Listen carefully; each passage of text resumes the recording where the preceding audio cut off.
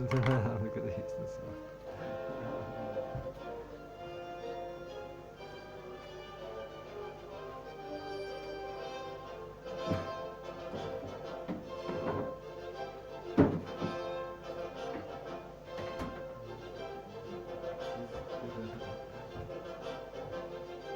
Да, да.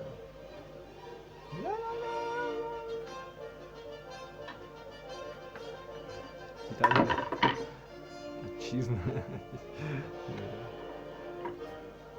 Да, знаю. Нет, это всегда так не наоборот, это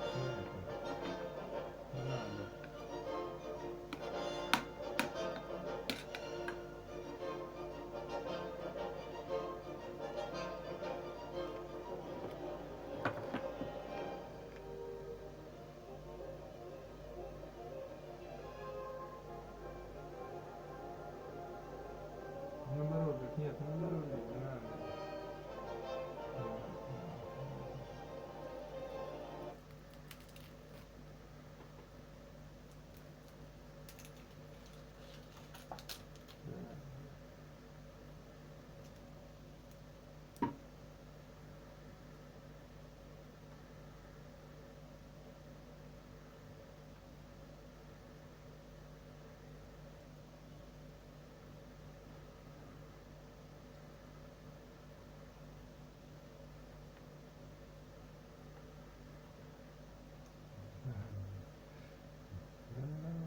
Да, понимаю.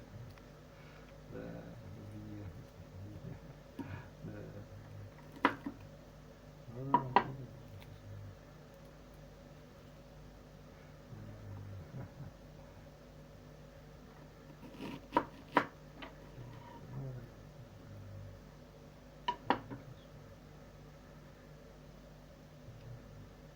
Вот это он себе.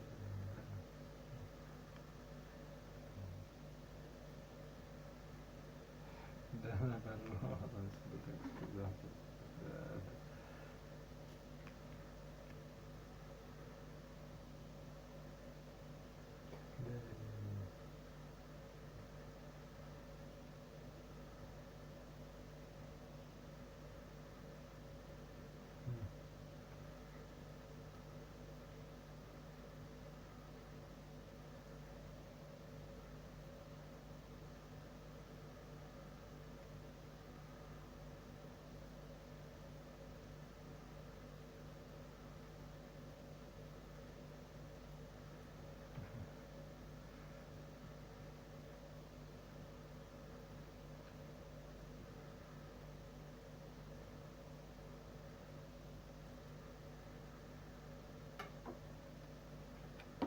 Да. Как наемному работнику выйти на доход 200 тысяч рублей в месяц и обрести уверенность в завтрашнем дне? Меня зовут Денис Рахудинов, я независимый финансовый советник и владелец крупной финансово-консалтинговой компании. Освойте профессию финансового советника.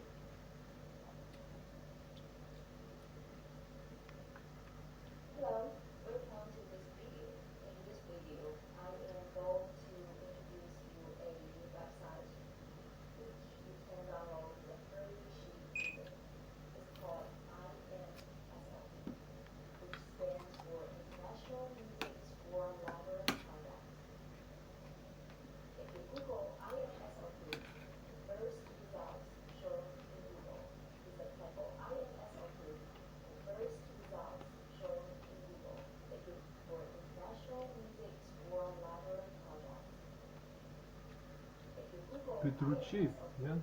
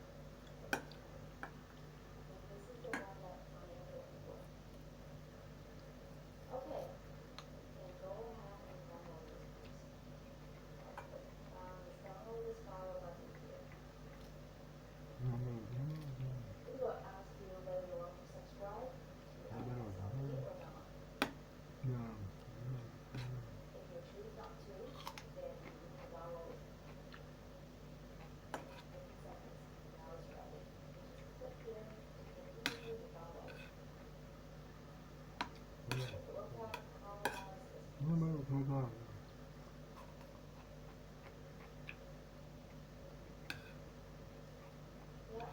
Now we can have a download button or save down to the computer and out and print it. Everything nice. I think I have gone to the online version before. I hope this video is helpful to you.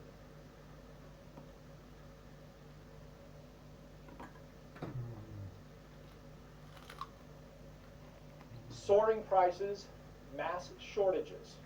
What's next? Hi, I'm Chris Hurt here, and if you're like most people, you may have noticed some strange things popping up in the news lately, because once again the word crisis is being thrown around, and yet this is unlike anything we have seen before. Major automakers from GM to Toyota are shutting down their factories. Analysts are warning that Christmas, as we know it, may not happen this year. And massive food distributor Cisco says it's going to have trouble stocking grocery store shelves. And this is not because of a recession, it's not because of a virus, not because of a new lockdown or war, but in fact the very opposite. A new threat which could soon cause empty shelves as far as the eye can see. What exactly is going on? If you're an investor, if you own a home or a business, if you're retired or you plan to retire anytime soon, it's important that you pay close attention, because according to our guest today, the choices that you make with your money right now will decide which side of this story you end up on. And as you'll see, the last time this happened, investors lost as much as 90% of their money, while the few who knew what was happening and what to do, they had the chance to make 30 times their money in a single year. What exactly is going on, and how can you protect yourself and profit? Well, fortunately, we have just the man to help us figure it all out. Jeff Brown, thank you so much for being with us here today. Chris, thanks so much. It is great to be here. I'm very excited. Yeah, we're glad to be with you as well. Folks, if you haven't met Jeff before, he is one of the most trusted tech minds in America. I've met dozens of distinguished guests throughout my television career, and I can say unequivocally that Jeff has made more big calls in the tech market than probably anyone. I hope you don't mind if can I take a moment to share a bit of your story here? Okay, that's fine. All right, this is good stuff. Jeff Brown, first of all, is an angel investor, which means he backs early stage tech startups. And he's done over 230 deals in the world of private technology. He was an early investor in America's largest cryptocurrency exchange, for example, Coinbase, years before it went public. For decades, he also worked as a senior executive at 2 of the top tech companies in the world. And since 2015, he's been sharing insights with a network of nearly 1.5 million readers. He covered tech 2018 when its stock was still trading at a split-adjusted $59. That's before it soared over 1,400%. Jeff told anyone who would listen to buy Bitcoin when it was just $240. And the folks who did, they had a chance to make 270 times their money. Think about that. Jeff was writing about 5G long before 5G phones even existed. His firm predicted the dot-com crash in 2000, the housing bubble in 2008. And he has also served in our nation's capital as a member of the Chamber of Digital Commerce in Washington, D.C. Today, he is the founder and editor of one of the most widely read financial research firms in the world. That is Brownstone Research. And we really could not have had him with us at a better time than right now, because our world is getting crazy, Jeff. Is that fair to say? Crazy is one word for it, yes, and that's definitely putting it lightly. And for many people, life is going to get much more strange in the weeks ahead.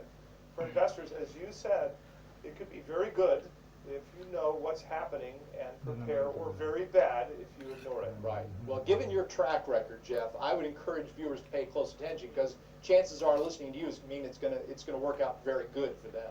Well, I am certainly proud of our work, but I'd like to make something very clear. The story I'd like to share with you today, Chris, it's actually not a prediction. This is happening as we speak.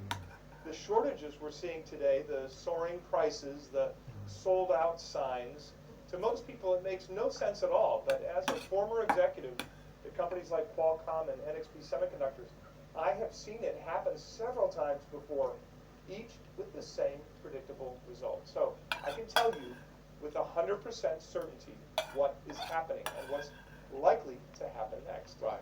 Now, to be fair, this is not just you saying this. I mean, even President Biden seems concerned about it, right? Well, sure, the president, heads of state of many other countries, too, executives, researchers, news outlets, everyone seems to agree. Right. The top tech firms in America all say this is crucial to the technologies of today and tomorrow. Those are their exact words, which is why they just signed an urgent letter to Congress, practically begging them to do something fast. Wait a minute, I want to make sure I heard you right. Every major tech company, all on the same page? That's right. Every company that matters is on this list. So, yeah, Amazon, Apple, General Electric, Google. Wow, I see what you're saying here. These are all household names. But now, what are they all so worried about specifically? And secondly, how can our viewers out there at home put themselves on the right side of this crisis? Well, for starters, we've got to be just a little curious. We've got to start asking questions and not just accepting what the media tells us, because the last time this happened, the result couldn't have been more extreme. Some investors made 30 times their money while others lost almost everything. Yeah, it seems to me that the stakes are they couldn't be much higher. So where do we begin? Well, the first step for us is to gain a simple understanding of what's actually going on and why it matters, of course. This alone will put us far ahead of the pack. By the time we wrap up today, I promise, you'll see the signs around you. So when the rest of the world freaks out, you won't panic. You'll know precisely what's happening and what it means for you. And then, once you get the big picture, I'll share what I think you should do with your money. So what I'd like to do is show a few specific moves your viewers can make today to protect themselves and, of course, to profit. Sounds terrific. Folks, if you're coming in a little bit late, we are talking with Jeff Brown today. This is a man who served as a senior executive at 2 of the top tech firms in the world, and he's here now to share his next message, which is a new crisis is rippling across the world right now. And history suggests that if you have money in the stock market, it could either bring you incredible wealth if you move today, or in a worst case scenario, it's possible you could lose everything. Now, Jeff, you have a particular name for this event. You're calling it a tech shock, right? And this is something unique. It's not the sort of event that most of our viewers have seen before, right? Oh, right, and for good reason. This has nothing to do with any pandemic or natural disaster, and I'm not talking about a shutdown, a lockdown, or a quarantine. We really haven't seen an event of this magnitude since the famous oil shock of the 1970s, which, if you remember, was also a supply shock. Yeah, I do remember that. I was just a kid back then, but I do remember the huge lines, getting gas for the car, stations running dry. So this tech shock that's coming, you think this could be just as bad? Maybe worse? Well, without a doubt, yes, because this crisis hinges on a single piece of technology that is critical to every electronic device we touch. To most people, it's not obvious like gasoline. We won't see lines of people waiting to get their hands on it, at least not yet. Until now, it's been largely invisible to the public, but that's about to change in a hurry. Invisible? How so? This technology is literally out of sight and therefore out of mind, and yet, when you grasp its power, you'll see it all around us, every moment of every day. Without it, our modern life would grind to a halt. Dozens of entire industries depend on it. Everything from satellite communications to concrete and steel manufacturing to farm machinery to Bitcoin mining. But rather than explain what it is, how about I just show you? I have it right here. No kidding. That would be great. Let's see it. Well, I'm sure you've been wondering what single piece of technology could matter so much that it has the U.S. President, Apple Computer, plus major retail and grocery stores all in a panic. And it's this tiny square. As you can see, it's much smaller than the tip of my finger. I see that. It is tiny indeed. And though it may not look like much, this single piece of technology controls the entire world. Wow. Okay, so what exactly are we looking at here? This thing right here on the tip of my finger is something called a semiconductor, otherwise known as a computer chip. From the moment we wake up to the moment we fall asleep, this tiny tech is all around us in any number of ways. From your phone to your laptop to your television and coffee pot to your washing machine and even the oven. And from tractors driven by the farmers growing our food to the ventilators at our local hospitals to the missile detection systems monitored by Air Force personnel. Every single one of those devices is controlled by this tiny piece of technology. Get this, there are 3,000 of them in a typical modern car. Thousands more in the average fighter jet. And as you may have noticed, there's one big problem. And that would be? Well, for all intents and purposes, we've run out of them. Now, I'm sure you've seen these headlines. The Wall Street Journal, CNBC, Bloomberg, Forbes, Business Insider, the Harvard Business Review, and every other major news outlet in the world agree we are in the midst of a global computer chip shortage.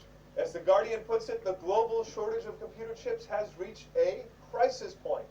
Intel says this shortage could last for, and I quote, several years. All right, so this tech shock is about computer chips. I think I'm starting to see where you're going with this, but now, where exactly does the shock part of it come in to play here? Well, Chris, we're entering a kind of supply shock unlike anything we've seen before. It may not be obvious to most people, but the effects are popping up everywhere. The most obvious one is this: tech companies can't produce enough consumer products to meet demand. iPhones, tablets, laptops, the latest Xbox and PlayStation 5s, refrigerators, washing machines, alarm clocks, you name it, it's getting harder to manufacture, which for shoppers means harder to find at the store and more expensive if you do find it. In a large part because the largest semiconductor company in the world just jacked up prices by 20%, an unprecedented move. Wow. Well, it's no secret that prices have been rising at the fastest pace in decades. I think we're all beginning to feel the pinch, so to speak. But now you say it's largely due to these chips, Jeff, which are in short supply. That is specifically not something I've heard before, I have to say. Well, it's everywhere, and it's actually unavoidable. And you're going to be hearing much more about this in the weeks ahead. Just recently, Tesla had to rewrite the code in its cars to reuse old chips because they literally couldn't find new ones. Their home solar power system, the Powerwall, is being slammed by this chip shortage too. Wow, Tesla cars, the Powerwall, you've got AI, EVs, and solar power all being hit by this at once. I'm curious, how is Elon Musk taking all of this? Not well at all. He calls it Tesla's biggest challenge, imagine that, and says he's never seen anything like it. And that's just one company, Chris. Look at what's happening to the traditional automotive industry. Remember, there are about 3,000 of these chips in the typical car, 3,000 on average. And Chris, do you know how many of them need to be missing before production on a car is halted? I have no idea. I don't know, maybe 100? It's just one. The answer is one. One. Wow. Making a car is much like baking a cake. You can't bake the cake and add the eggs afterwards.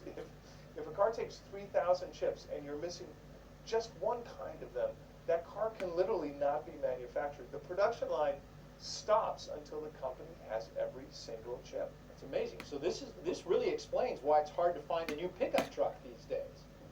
GM, for example, I know, and you kind of alluded to this, they had to shut down every single one of their pickup truck plants due to this chip shortage, I take it.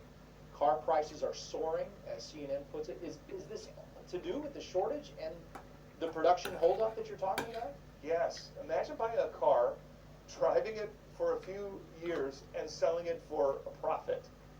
Can you imagine that? Normally that's impossible. Yeah. I've never seen anything like that in my life before. But thanks to the chip shortage, it's becoming normal. Used cars, in many cases, are selling for more than when they were new. Jeff, that is, sorry to interrupt, that is crazy. Because you and I both, everybody knows, normally when you drive a new car off the lot, it instantly loses value. It is crazy. But when you understand what's actually happening, it actually makes sense. Used cars are more expensive because they're ready. They're real, they're running. It's simply supply and demand. Consumers want the cars, they need them, but there's literally no new supply. And for the big automakers, this is catastrophic. Ford's profits were cut in half this year. In half, Chris, because they can't assemble their vehicles. It's getting so bad, you can see all of their unfinished cars literally from space. As Behrens puts it, this shortage is killing car stocks. Okay, I think I understand now how this is hitting consumer tech cars. But again, think about this. Most people don't have to buy a car all that often, right? And I love my iPhone, but I'm not planning to upgrade that anytime soon. So I understand why there's a crisis for Ford and GM and maybe a headache for Tesla and Apple, but why is it that you're saying this is a crisis for the rest of us at this particular point? Well, look, Chris, I could sit here for hours and walk you through the entire ripple effect of a situation like this. But the simplest way to say it is this. Without a sufficient supply of computer chips, the modern military doesn't even exist. It doesn't even function. Just about everything, from the safety of our streets and homes to the items stocked at our local grocery stores, to the millions of items filling Amazon's warehouses, it all relies on the semiconductor, on the computer chip. And unfortunately, we gave it all away. What do you mean by gave it away? To who? Well, to Asia, to places like South Korea and China and Singapore. The vast majority of these chips are now produced overseas. In fact, one company, just one company based in Taiwan, produces 50% of them. So here in the US, we've completely disbanded most of our semiconductor manufacturing production. It's just about gone. China understands this. Their government is pumping billions of dollars into local chip companies to secure the interests of their country, their infrastructure, and of course, their military. The EU, South Korea, they're doing the same thing. And finally, so is the United States. As Vox writes, the White House is racing to expand chip manufacturing. But here's the issue. It's going to take years. You can't just wave a magic wand and produce more of these chips overnight. Right. I need to go back again. I think you mentioned Taiwan. Did you say Taiwan? That's the island that China, as we all know, is threatening to take over at any moment. You're telling us Taiwan produces the majority of new computers? Yes. Can you imagine how dangerous this could be to national security and how difficult life would be if they cut us off, so to speak? Imagine not being able to replace your air conditioning in the middle of summer when it's 100 degrees outside. Imagine your stovetop goes out and you have to microwave your food for 6 months. You go to the hospital and they have no cardiac equipment. Chris, this would be a disaster of epic proportions, and not just for the US, but for the entire world. Now, I'm not going to say that this will happen, though it could, but even if nothing goes wrong, this shortage we're seeing today, it's not a temporary inconvenience or some kind of passing trend. It might drag on for years, and it will ripple through our economy in surprising ways, catching most people off guard. I know one multimillionaire who's so concerned, he's rented storage space, and he's filling it with items that could become scarce in the weeks ahead. Now, for most people, that's simply not practical, but it's critical that we pay attention. The worst thing that we can do at a time like this is nothing. Get ready for a major tech shock, a deep and unexpected shortage of the modern economy's lifeblood, computer chips.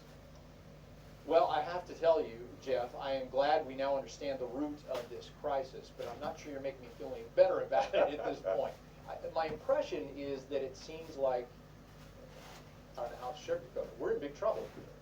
And it sounds like it could get much worse before it gets any better. Now, a moment ago, you did mention how you actually lived through several chip shortages in the past. You worked at the heart of the chip making world in Asia. I know you were an executive, one of the decision makers at the top 2 companies that make these chips. So, I'm curious, could you share a bit more about what you learned on the inside, and please tell us what do you think may happen next?